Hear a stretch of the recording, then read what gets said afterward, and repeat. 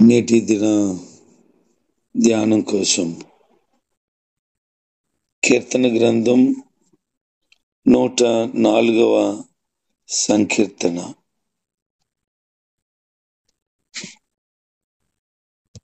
దేవుడు ఈ సృష్టి యావత్తును చేశారు.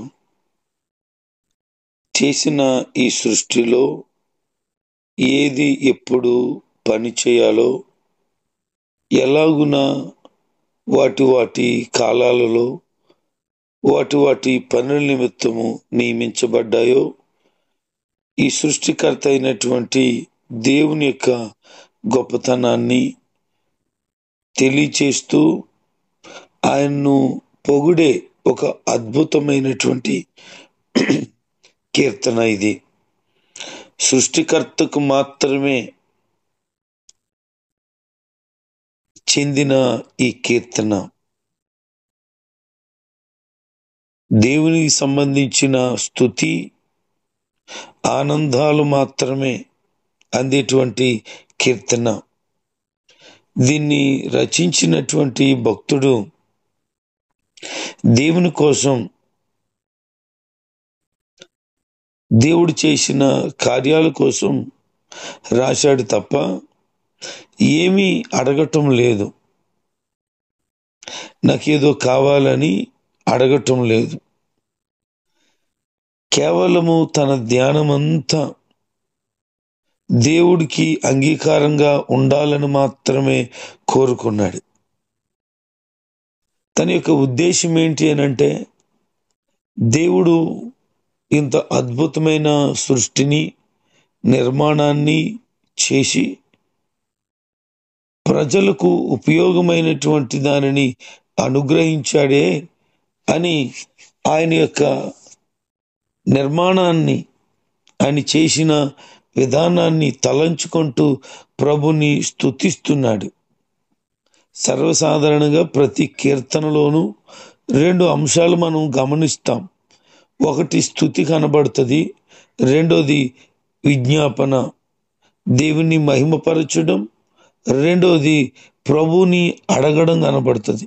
కానీ కీర్తన అంతా కూడా ఏమి అడిగిన విధానం కనబడలేదు, కేవలం ప్రభుని గణపరచడమే. కొద్దిమంది ప్రార్థనలు ఎలా ఉంటాయి, ప్రార్థన మొదలు పెట్టడమే, దేవా నాకు ఫలానాది ఇచ్చేయి, ఫలానాది నాకు కావాలి, ఫలానాది అనుగ్రహించు అని ప్రార్థన స్టార్టింగ్ నుంచి కూడా అడగడమే అంతే తప్ప ఆయన చేసినటువంటి కార్యాలను బట్టి కానీ ఆయన చేసిన ఉపకారాలు మేలులను బట్టి కానీ ప్రభుని స్తుతించరు, పాపమును అపరాధమును ఒప్పుకోరు, కేవలము దేవుణ్ణి అడగడమే చేస్తారు.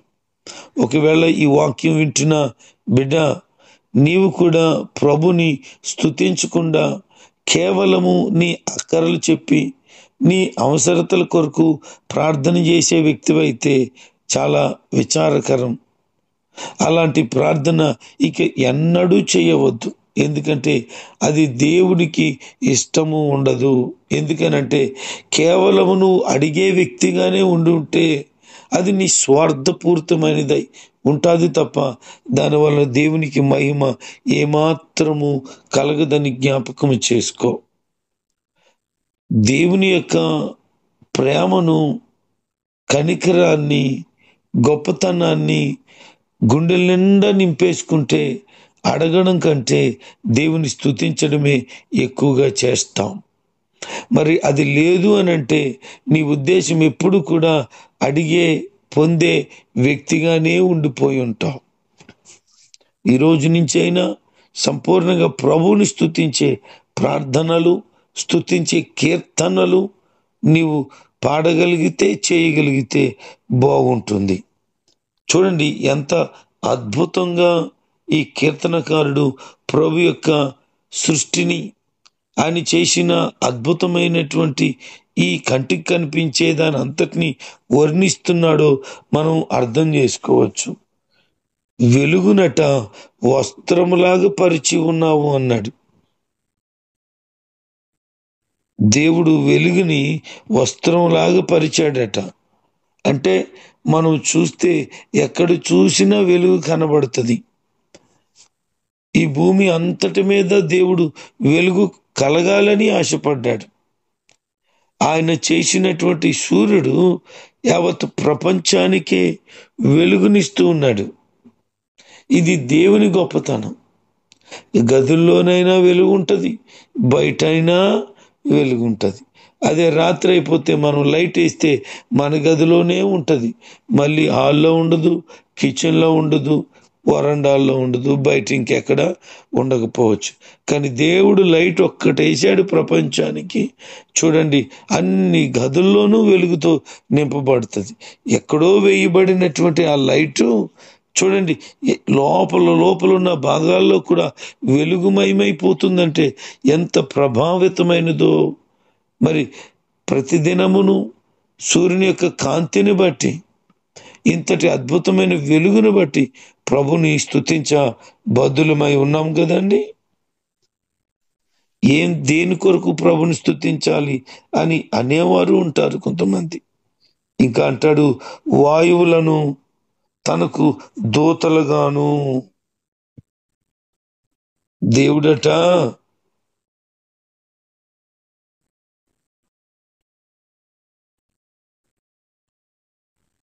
దేవుడు దూతలను గాలి వంటి వారుగా చేశాడట. ఇంకా బాగా మనకు అర్థం అవ్వాలంటే ఆయన గాలితో చేశాడట. ఆయన ఫు అని గాలి ఊదినప్పుడు ఆ గాలిలో దూతలు కలగబడ్డాయి. ప్రియులారా, దేవుడు మనిషినేమో మట్టిని తీసి చేతితో నిర్మాణం చేస్తే దూతలను మాత్రమట గాలితో చేశాడట. వాటిని మనకు సేవకులుగా ఆయన ఉంచారు. అవి అగ్నిజ్వాలలుగా తనకు పరిచారకులుగాను ఆయన చేశాడు. ఇప్పుడు దేవునికి సేవ చేస్తున్నాయి, మనకి కూడా సేవ చేస్తున్నాయి దూతలు. దేవుడు అలాగున దానిని దేవదూతలను చేశాడు అంటున్నాడు. ఇంకా అంటున్నాడు, భూమిని ఆయన కదలకుండునట్లు చేశాడట. భూమి కదులుతుందా లేదంటే మనకు తెలుసు, కదులుతుంది కానీ కదులుతున్నట్లుగా కాకుండా చేశాడు. ఇది గొప్పతనం. గంటకు కొన్ని కిలోమీటర్ల స్పీడ్తో ఈ భూమి తన చుట్టూ తాను తిరుగుతూ, సూర్యుని చుట్టూ తిరుగుతూ, చంద్రుని చుట్టూ కూడా తిరుగుతుంది. కానీ తిరుగుతున్నట్లు మనకు కనపడట్లేదు. ఎక్కడ కూర్చున్నావో అక్కడే, ఎక్కడి నుంచున్నావో అక్కడే, ఎక్కడికి నడుస్తున్నావో అక్కడికే. అసలు కదలట్లేదు మనం. భూమి తిరుగుతుందా లేదా? ఎస్, సైన్స్ చెప్తుంది భూమి తాను చుట్టూ తాను తిరుగుతున్నాడు, సూర్యుడి చుట్టూ తిరుగుతున్నాడు, చంద్రుడి చుట్టూ తిరుగుతున్నాడు. మరి అందుకే ఒకసారి తిరిగితే 24 గంటలు పడుతుంది. సూర్యుడు కూడా తిరుగుతున్నాడు, సూర్యుడు తిరిగేటప్పటికి సంవత్సరం పడుతుంది. ఏంటిది విచిత్రం? మరి అదే దేవుని గొప్పతనం. కదలకుండా చేశాడు. కదలకుండా చేసింది కాబట్టే ఇది కదలట్లేదు, మనకు కదలట్లేదు, కానీ దానికి అది కదులుతుంది. ఎంత వేగంగా అంటే కొన్ని కిలోమీటర్లు స్పీడ్తో రయ్యని తిరుగుతుంది. భూమి తిరుగుతుంది కనుకనే మనకి ఆక్సిజన్ ప్రొవైడ్ చేయబడుతుంది. నిరవరముగా లేదు, కానీ దేవుడు దీన్ని ఏం చేశాడట? పునాదుల మీద స్థిరపరిచాడట. భూమికి దేవుడు ఆల్రెడీ పునాది వేశాడు. యోబు గ్రంథంలో రాయబడుతుంది, భూమికి దేవుడు పునాది వేసినప్పుడు నువ్వెక్కడున్నావు అని యోబుని దేవుడు ప్రశ్నిస్తాడు. దానికి పాదులు తవ్వినప్పుడు నువ్వెక్కడున్నావు అంటాడు. అంటే భూమికి పాదులు తవ్వడం అంటే పిల్లలకి మధ్యలో కాలువల్లో తీస్తాం కదా, దాన్ని పాదులు అంటారు. అలాగ తవ్వాడట. అంటే భీమేసి ఉంటాడు దేవుడు భూమికి.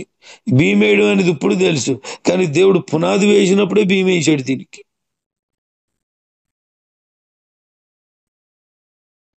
ఇంకా అంటున్నాడు, నీళ్లనట వస్త్రాలుగా కప్పేటండి. భూమి ఎలాగుంది? తెలియని వాళ్ళు అందరూ అనుకుంటారు బల్లపరుపుగా ఉందని, కానీ తెలిసిన వాళ్ళకి తెలుసు ఇది గుండ్రంగా ఉందని. మరి గుండ్రంగా ఉంటే దేవుడు నీళ్లు ఉంచితే ఏమవుతుంది? ఇప్పుడు నీళ్లు ఎలాగా ఉండగలుగుతున్నాయి? గుండ్రంగా ఉండే దాని మీద ఉండగలవా? దేవుని అద్భుతమైన ప్రణాళిక గుండ్రంగా ఉండేటువంటి ఈ యొక్క భూగోళం మీద నీళ్లు ఉండేలాగా చేస్తున్నాడు. ఇప్పుడు నీళ్ళు ఎలాగున్నాయి? రౌండ్గా ఉన్నది కదా ఇది. ఒకవేళ బలపరుపుగా ఉంటే పైన అలా పడిచేయడం అనుకోవడానికి, కానీ దేవుడు చెప్పాడంతే ఆ నీళ్ళు అలా ఉన్నాయి. ఈ భూభాగం 1% అయితే 3 వంతులు నీళ్లు ఉన్నాయి. 3 వంతుల నీళ్లు ఇవి కిందకి పడిపోవట్లేదు. ఈ భూగోళం విశ్వంలో ఏలాడుతుంది. ఏలాడుతుంటే ఆ నీళ్లు ఎలా సెట్ అయిపోయి ఉన్నాయి? ఇది మన ఊహకు అందనిది. ఇదే దేవుని అద్భుతమైన సృష్టి. దేవుడు చేశాడు కనుక అది ఎలాగ ఉండగలిగింది అని మనం చెప్పుకోవడానికి వీలు కానిది. ఎందుకు ఇన్ని విషయాలు మనం ధ్యానిస్తున్నాము అని అంటే, దేవుని యొక్క సృష్టి ఇంత అద్భుతంగా ఉంది కదా, దేవుని ఆలోచన ఇంత గొప్పగా ఉంది కదా. ఈ సృష్టిలో ఉండిన నీవు, ఈ సృష్టిలో శ్రేష్టంగా చేయబడిన నీవు ఇంకెంత గొప్పతనం కలిగిన వ్యక్తిగా ఉన్నావు. అందుకని కీర్తన గ్రంథం 8వ అధ్యాయంలో ఇలాగంటాడు, దేవుడు సమస్తము ఏలమని మానవుడికి అవకాశం, అధికారం ఇచ్చేటట. మరి ఇచ్చిన ఈ అధికారము దేని మీద అంట? సమస్తం మీద.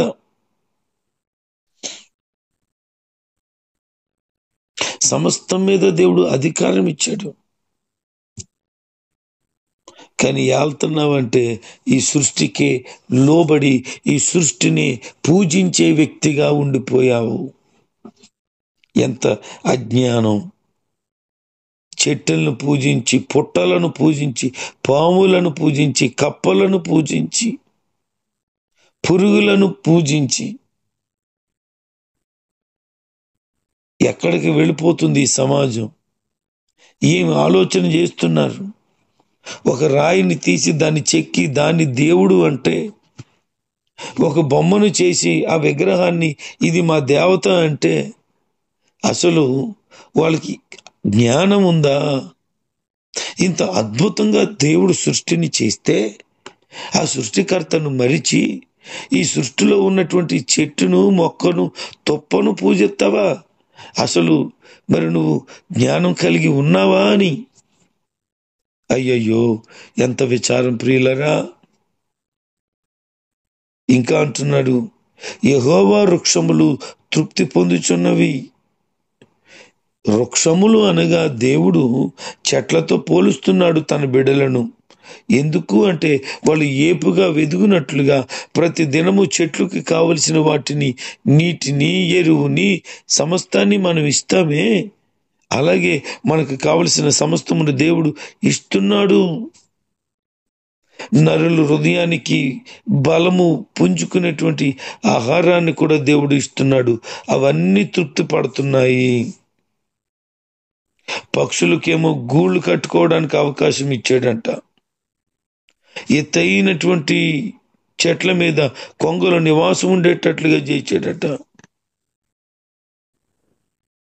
కొండలేమో మేకలు ఉండటానికి దేవుడు చేశాడట. బండలేమో కుందేళ్ళు ఉండటానికి చేశాడట. చంద్రుడినేమో ఋతువులను తెలపడానికి చేశాడట. సూర్యునేమో ఉదయము సాయంత్రం అనేది మనకు తెలియచేయటానికి, చీకటి పగలు అని తెలియచేయటానికి దేవుడు దాన్ని చేశాడట. అంత మాత్రమే కాక అడవులోని జంతువులను రాత్రి తిరగమన్నాడట, మనుషులనేమో పగలు తిరగమన్నాడట. ఎంత గొప్పగా ఉంది చూడండి. వాక్యం చదువుతుంటే, ధ్యానం చేస్తుంటే హృదయం గంతలేస్తుంది నాకు. ఒకవేళ అడవిలో ఉన్న జంతువులను పగలు తిరగమనంటే అవి అడవిలో ఉండక ఊళ్ళోకి వస్తాయేమో. లేదు అడవిలో పని చేసుకోవడానికి వెళ్ళేటువంటి వ్యక్తులకు అవి తారసపడితే అడవిలో వారు ఎలా పని చేసుకోగలుగుతారు? అందుకే పగలు అవి రాకుండానట గుహల్లోనూ వారి యొక్క నివాసాల్లో ఉండిపోమంటాడట. పగలు అడవులకి వెళ్ళి పగలు పనులకి వెళ్ళి చేసుకునేటట్లుగా మనుషులకు పగలు అవకాశం ఇచ్చాడట. అందుకే సాయంత్రం అయితే జంతువులు తిరుగుతాయి, పాములు తిరుగుతాయి, లేకపోతే కొన్ని పక్షులు తిరుగుతాయని ఉద్దేశం చేత రాత్రి అయ్యే టయానికి అడవిలో ఉండకుండా ఎక్కడికి వెళ్ళిన వారు, పనికి వెళ్ళిన వారు ఇంటికి వచ్చేస్తారు. పగలు వారికి భయం లేదు, ఎందుకంటే పగలు సాధారణంగా బయటకు రావయ్యి. ఎందుకంటే పగలు తిరగమని వాటికి చెప్పలేదు, మనుషులకు పగలు తిరగమని చెప్పాడట. అంటే దేని కొరకు దేనిని చేశాడో, ఏది ఎప్పుడు పని చేయాలో ఇది దైవ నిర్ణయమే. ఎంత అద్భుతము! దేవా, నీకే హృదయపూర్వకమైన స్తుతి నాయన. నీ యొక్క అద్భుతమైన ఆలోచన, అద్భుతమైన ప్రణాళిక ఎంత ఉన్నతంగా ఉందో ప్రభువా. నా ఊహకు మా ఊహకు అందని దయా నీకే స్తోత్రము, స్తోత్రము నాయన. పనిపాట్లు జరుపుకునేటట్లుగా దేవుడు వారిని నిర్ణయించి వదిలేశాడు. అందుకే అంటున్నాడు, అయ్యా నీ కార్యములు ఎన్నెన్ని విధములు, వాటిని నా జ్ఞానం చేత నేను చెప్పలేను, వాటిని నీ జ్ఞానం చేత వాటిని నిర్మించావు. దేవుడు కలిగి చేసిన వాటన్నిటి చేతనట భూమి నిండిపోయిందట. అవును కదండి. పక్షులు కానీ, జంతువులు కానీ, మనుషులు కానీ, వృక్షాలు కానీ, ఇలాగ సృష్టిలో చాయబడిన సమస్తము చేత దేవుడి భూమిని నింపేశాడు. భూమి ఖాళీగా ఏమీ లేదు. ఎక్కడో దగ్గర ఏ తుప్పో మొక్కో మలుతుంది. ఏ అడవి ప్రాంతంలో కూడా మనుషులు కూడా ఉండగలుగుతారు. అలాగే దేవుడు సమస్తాన్ని చేసేశాడు. సముద్రంలో లెక్కలేనన్ని జలసరాశులను పెట్టాడు. చిన్నవి ఉన్నాయి, పెద్దవి ఉన్నాయి. అందులో ఓడలు నడిచేటట్లు చేస్తాడట. ఆటలాడటానికి పెద్ద పెద్ద తిమింగలాలను పెట్టాడట దేవుడు. ప్రతి దానిని దాని పని నిమిత్తము దేవుడు చేశాడు. ఈ అన్నిటికీ, ఈ భూమి మీద ఉన్న అందరికీ, చివరి చిన్న పురుగుతో సహా, మన కంటికి కనిపించని సూక్ష్మ జీవులతో సహా కావలసిన వాటన్నిటినీ దేవుడే అనుగ్రహిస్తున్నాడు. ఎలాగిస్తున్నాడట? ప్రతిరోజు గుప్పెలు విప్పుతాడట ఆయన. గుప్పెలు విప్పగా మళ్ళీ మనం అందులో మంచి వాటిని తిని తృప్తి పొందుతున్నాం. నేను ఒక్కొక్కసారి ఆలోచన చేసి ప్రభుని ఎంతగా స్తుతిస్తానో. ఎందుకంటే ఎప్పుడు ఏమి కావాలో, ఎలా సమకూర్చాలో దేవుడు అద్భుతమైన దేవుడు అండి. బాబా, అద్భుతమైన ప్రణాళిక ఆయనకు ఉంటుందండి. మీకు ఒక మాట చెప్పాలి. 2వ తారీఖున 2 EMIలు కట్టాలి. మొత్తానికి 10,000 రూపాయలు కట్టాలి. నా దగ్గర డబ్బులు లేవు. ఆ రోజుకి డబ్బులు లేవు, తర్వాత వస్తాయి.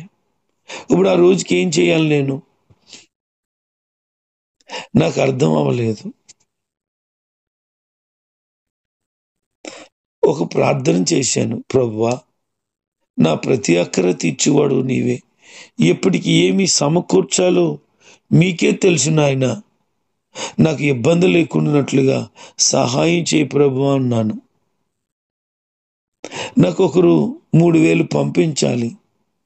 ఫోన్ చేయలేదు వాళ్ళకి, ఎందుకంటే ఇబ్బంది పడతారేమో, వాళ్ళు పంపించాల్సిన వాళ్ళు ఆ టయానికి పంపిస్తానన్నారు, పంపిస్తారు కదా అనుకున్నాను.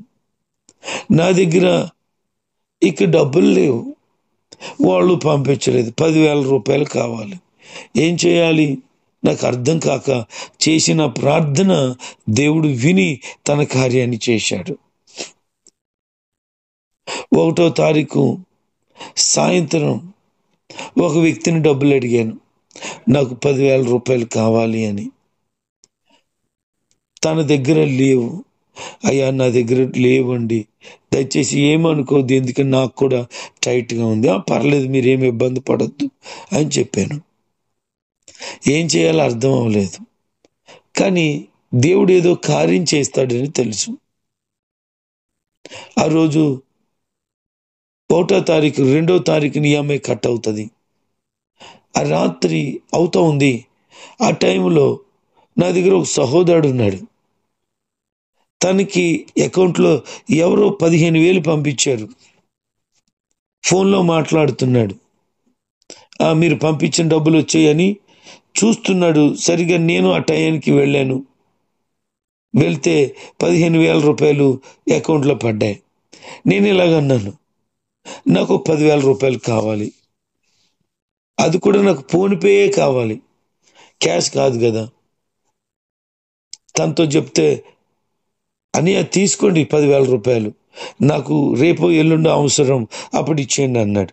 తప్పకుండా ఇచ్చేస్తాను అని చెప్పాను. తను 10,000 రూపాయలు నాకు పంపించాడు. 2వ తారీఖు అకౌంట్లో ఈఎంఐస్ కట్ అయిపోయి, నిన్న 3వ తారీఖు నా దగ్గరికి డబ్బులు వచ్చాయి, నేను తనకి ఇచ్చేశాను. చూడండి, దేవుడు అద్భుతమైన సహాయం కదూ. ఆ రోజు రాత్రి 8 ఎంత అవుతుంది. ఇంకప్పుడు ఇంకెవరిని అడగాలో నాకు అర్థం కాలేదు, కానీ దేవుడు ఏదో కార్యం చేస్తాడు అనుకున్నాను. సడగమని ఆ సహోదరుడికి అప్పుడే డబ్బులు రావడం, నేను అడగ్గా నాకు ఇంకా ఈ రోజు కానీ రేపు కానీ టైం ఉంది, ఈ మధ్యలో మీ అక్కర తీర్చుకోండి అని చెప్పడం, ఇది గొప్ప విషయం కాదా? ఇలాగున 1, 2 పర్యాయాలు కాదు, అనేక పర్యాయాలు దేవుడు అటు విధంగా సహాయం చేస్తున్నాడు. ప్రతి రూపాయి ఏ సమయానికి కావాలో అది ఇస్తూనే ఉన్నారు. నేను ఇంకా చాలా విషయాలు మీతో చెప్పటం లేదు. అలాగున మీ జీవితంలో కూడా చూడండి, ఆయన గుప్పులు విప్పితే ప్రతి జీవి కోరిక తీర్చబడుతుంది. ఎప్పటికి ఏమి కావాలో, ఎలా సమకూర్చాలో ప్రతి ఒక్కరికి టయానికి దేవుడు సమకూరుస్తున్నారు. అయితే ఏ దినమునకు ఏమి కావాలో ఆయనకు తెలుసు కనుక నీవు కంగారు పడక దేవుని యందు విశ్వాసం ఉంచి ఆయన కొరకు ఎదురు చూడు. ఒకవేళ ఈ రోజున నువ్వేదైనా కట్టవలసి ఉందేమో, ధనం నీ దగ్గర ప్రస్తుతం లేకపోయి ఉండొచ్చు, ఉంటే తక్కువ ఉండొచ్చు, ఎలాగ మిగతా డబ్బులని కంగారు పడుతున్నావేమో. ప్రియ దేవుని బిడ్డలారా, కంగారు పడకండి. దేవుడు నీ సమయానికి తప్పక అనుగ్రహిస్తాడు. నీ ప్రయత్నం చేయి, ఆయన తప్పకుండా నీకు సహాయము చేస్తాడు. ఆయన యందు విశ్వాసం ఉంచు, తప్పకుండా నీవు పొందుతావు. అది రూపాయి ఉండొచ్చు, 100 ఉండొచ్చు, 1,000 రూపాయలు ఉండొచ్చు, లక్షల రూపాయలు అయి ఉండొచ్చు. దేవుడు తప్పక నీకు సహాయము చేస్తాడు. సమస్తాన్ని సృష్టించిన దేవుడు, అన్నిటి కోరిక అందరి కోరిక తీర్చుచున్న దేవుడు, నీ కోరిక తప్పక, నీకు సహాయం తప్పక జరిగిస్తాడు, అనుగ్రహిస్తాడు. చివరికి ఈ భక్తుడు అంటున్నాడు, నా జీవితకాలం అంతయు దేవునికి నేను కీర్తనలు పాడుతాను, నేనున్నంత కాలము దేవుణ్ణి కీర్తిస్తాను. ఆయన ధ్యానము ఇంపుగా ఆయనకు ఉండాలని, ఆయన గురించి నేను చేసేటువంటి స్తుతి ఆయనకు అంగీకారం అవ్వాలని కోరుకుంటున్నాను అంటున్నాడు. ఇంకా అనేక విషయాలు వర్ణనాతీతముగా కీర్తనకారుడు దేవుని యొక్క అద్భుతమైన ప్రణాళికను, అద్భుతమైన నిర్మాణాన్ని తెలియచేస్తున్నాడు. మరలా ఈ కీర్తన చదివి ధ్యానం చేసి, ఇంకా దేవుని గురించినటువంటి అద్భుతమైన ఆలోచన నువ్వు గమనించి, అద్భుత నిర్మాణాన్ని గమనించి ప్రభుని స్తుతించు.